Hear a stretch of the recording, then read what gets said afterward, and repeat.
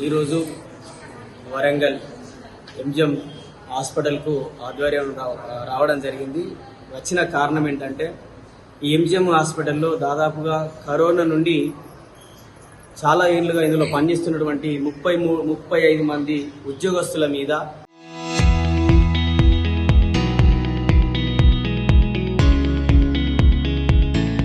దాదాపుగా ఒక 2 నెలల నుంచి వెళ్ళి ఇక్కడ ఉన్నటువంటి ఎంజిఎం యంత్రాంగం కానీ వీళ్ళని విధులకు తీసుకుంటూనే వీళ్ళతో పని చేయించుకుంటూనే వీళ్ళకు ఎలాంటి జీతభత్యాలు ఇవ్వకుండా చాలా ఇబ్బందులకు గురి చేయడం అనేది జరుగుతుంది.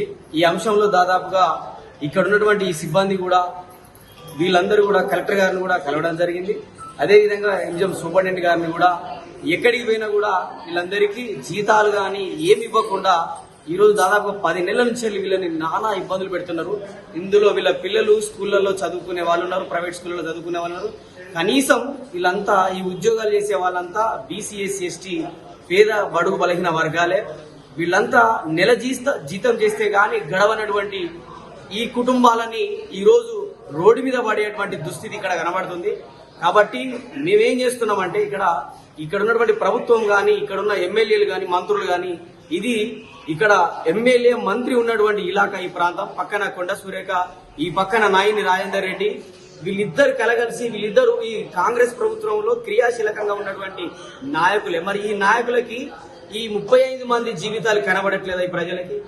ఈ బీసీ ఎస్సీ ఎస్టీల దగ్గర ఓట్లు వేసుకున్నటువంటి ఈ మంత్రులు కానీ ఈ ఎమ్మెల్యేలు కానీ ఎందుకు స్పందించట్లేదు అంటే వీళ్ళందరినీ ఒక ఆఫీసర్ దగ్గర పోతే మీరు ఇంకో ఆఫీసర్ని కలవండి, ఈ ఆఫీసర్ దగ్గర పోతే కలెక్టర్ గారి దగ్గర పోతే మీరు సూపరింటెండెంట్ కలవని చెప్తారు, సూపరింటెండెంట్ కలిపితే మళ్ళీ మీరు కలెక్టర్ దగ్గర పోవాలని చెప్పి వీళ్ళందరినీ నిరంతరం తిప్పుతూ వీళ్ళందరినీ ఇక్కడ వెట్టి చాకిరీ చేస్తున్నాయి. ఎంజిఎంలో ఇక్కడ రేవంత్ రెడ్డి ప్రభుత్వం ప్రజాపాలన చెప్తూనే పేదలతోని ఇక్కడ నిరుద్యోగులతోని వీళ్ళందరితోని చాలా ఆటలాడుతున్నాయి.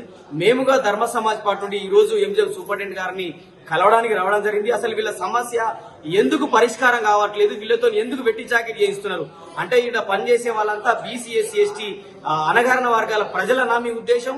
ప్రభుత్వ యంత్రాంగం ఈ విధంగానే చూస్తుందా? అంటే మీ రేవంత్ రెడ్డి ప్రభుత్వం ఈ బీసీ ఎస్సీ ఎస్టీ ఉద్యోగులందరినీ ఈ విధంగానే చూడమని మీకు ఆజ్ఞ ఇచ్చిందా? అసలు ఎందుకు వీళ్ళని ఇబ్బంది గురి చేస్తున్నారు? వీళ్ళని జీతాలు ఇవ్వకుండా, పిల్లలు స్కూల్ పోకుండా, ఇప్పుడు ఎగ్జామ్ జరుగుతున్నాయి, ఇందులో 10th క్లాస్ చదువుకునే పిల్లల తల్లిదండ్రులు ఉన్నారు. వాళ్ళకి ఈ రోజు కనీసం టైంకి భోజనం వండించి ఎగ్జామ్ పంపినటువంటి దుస్థితి ఉంది. ఇందులో వీడియోలు ఉన్నారు, వికలాంగులు ఉన్నారు. వీళ్ళందరినీ ఎవరు పట్టించుకోవాలి? ఎవరినా? ఇదేంటి రేవంత్ రెడ్డి ప్రభుత్వం? మేము పేదల ప్రభుత్వం, పేదల పక్షపాతి అని చెప్తున్న రేవంత్ రెడ్డి ప్రభుత్వం వెంటనే స్పందించాలి. స్థానిక మంత్రి ఎమ్మెల్యే వెంటనే వీళ్ళ సమస్యను పరిష్కారం చేయడానికి చొరవ చూపాలి. లేని పక్షంలో మేము ధర్మ సమాజ్ పార్టీ ఉమ్మడి వరంగల్ జిల్లా నుంచి, నా పేరు మేకల సుమన్, నేను ఈరోజు సూపరింటెండెంట్ గారిని కలిసిన తర్వాత మేము ఖచ్చితంగా దీన్ని పెద్ద ఎత్తున తీసుకెళ్తాం. ఎందుకు జాప్యం జరుగుతుంది? కలెక్టర్ గారు జాప్యం చేస్తున్నారా? సూపరింటెండెంట్ గారు జాప్యం చేస్తున్నారా?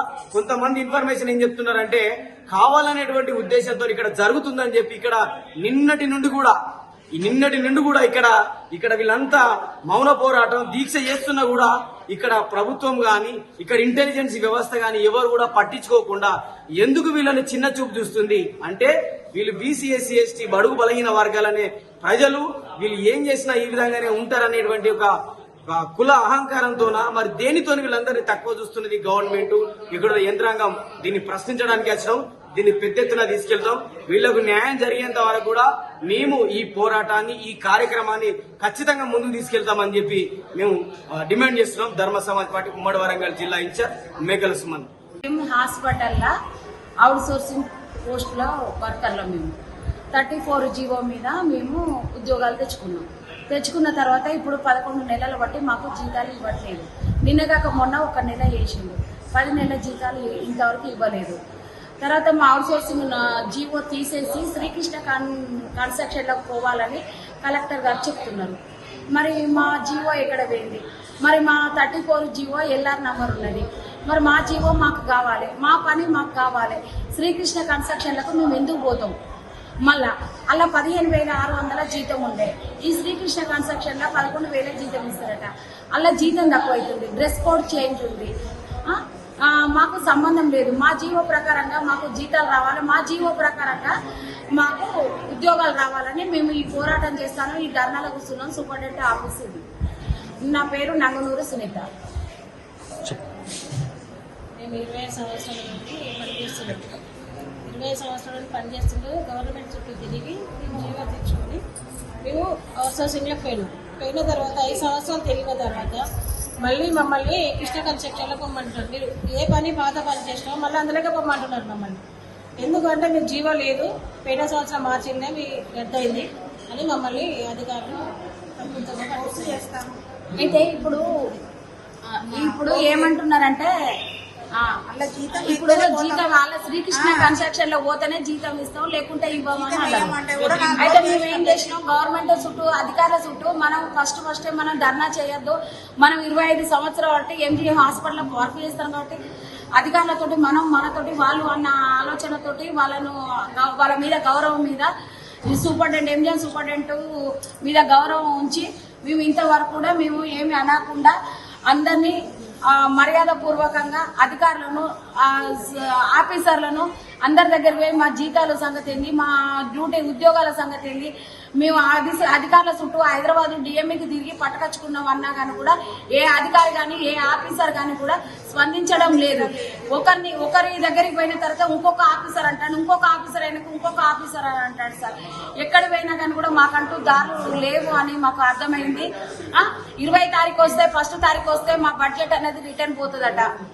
మాకు ఇప్పుడు 10 నెలల జీతాలు ఇంత కష్టపడి సరే ఇయ్యాల కాకుంటే రేపేయరా అన్న ఆలోచన ప్రకారంగా సూపరింటెండెంట్ సార్ మీద గౌరవం ఉంచి మేము ఉద్యోగాలు చేసినాక ఇప్పుడు ఉద్యోగం పోయి శ్రీకృష్ణలో చేయాలంటారా.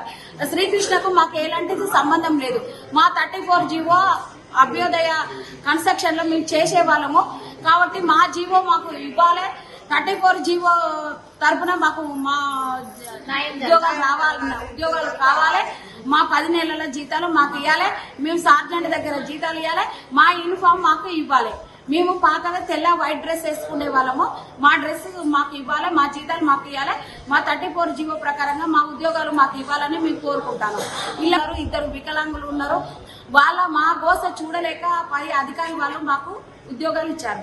ఇచ్చినాక 5 సంవత్సరాలు ఆల్రెడీ ఉద్యోగాలు కొనసాగిన తర్వాత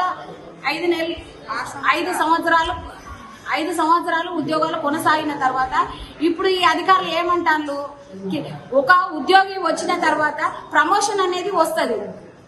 కానీ ఇప్పుడు మా ఉద్యోగాలు అనేది కింది పోస్టుకి పోతుంది. కింది పోస్ట్ పోయే పరిస్థితి ఏంటిది, ఏ కారణం మీద పోతుంది?